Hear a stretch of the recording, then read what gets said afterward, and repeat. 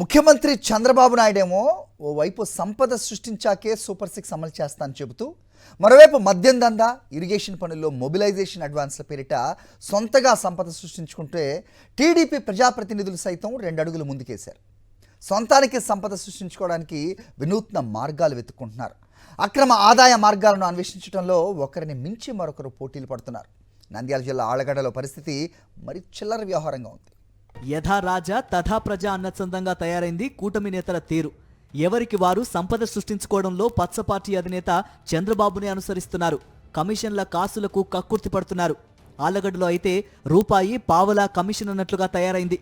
Kilo చికెన్కు 10 రూపాయల మామూలు ఇవ్వాల్సిందేనని TDP MLA Akhilapriya భర్త భార్గవ్ రామ్ ఇటీవల హుకుం జారీ చేయడం పెద్ద దుమారమే రేపింది. ఇది సద్దుమణగక ముందే ఈ దంపతుల కన్ను గోడౌన్లపై పడింది. చదరపు అడుగుకు రూపాయి పావుల కమిషన్ ఇచ్చి తీరాల్సిందేనని స్వయంగా ఎమ్మెల్యేనే గోడౌన్ల యజమానులకు అల్టిమేటం జారీ చేశారు. సొంత పార్టీ నేతలైనా సరే కమిషన్ ఇచ్చిన తర్వాతే గోడౌన్ లీజుకు పర్మిషన్ ఇస్తామని తెగేసి చెప్పడంతో టీడీపీ నాయకులు సైతం గగ్గోలు పెడుతున్నారు. ఆళ్లగడ్డ నియోజకవర్గ వ్యాప్తిగా సుమారు 14,000 ఎకరాల్లో పొగాకు సాగు చేశారు. ఇప్పటికే కోతలు పూర్తయ్యాయి.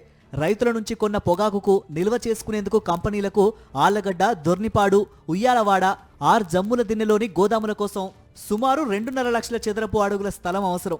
ఒక్కో చదరపు అడుగుకు నెలకు 5.25 చొప్పున ఇస్తామని పొగాకు కంపెనీలు భూ యజమానులకు ఆఫర్ ఇచ్చాయి. 3 ఏళ్ల పాటు అగ్రిమెంట్ ఇవ్వాలని చెప్పడంతో యజమానులంతా సంతోషపడ్డారు. ఇది తెలుసుకున్న సదరు ప్రజాప్రతినిధి ప్రతి అడుగుకు తనకు రూపాయి పావలా కమిషన్ ఇచ్చి తీరాల్సిందేనని ఖరాఖండిగా చెప్పేశారు. కమిషన్ ఇవ్వకుంటే అగ్రిమెంట్ ఎలా చేసుకుంటారో చూస్తానని హెచ్చరించినట్లు యజమానులు వాపోతున్నారు.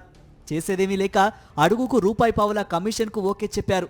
ఈ లెక్కన ప్రతి నెల 3.12 లక్షల మేర ఎమ్మెల్యేకు ముట్టజెప్పాల్సి ఉంటుంది.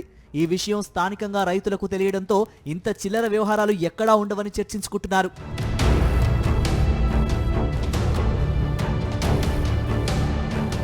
కూటమి అధికారంలోకి వచ్చినప్పటి నుంచి దోచుకోవడమే టార్గెట్గా పెట్టుకున్నారు పచ్చ పార్టీ నేతలు. ఎవరైనా ఎదురు తిరిగితే దాడులు చేయడం, తిరిగి కేసులు పెట్టడం పరిపాటైపోయింది.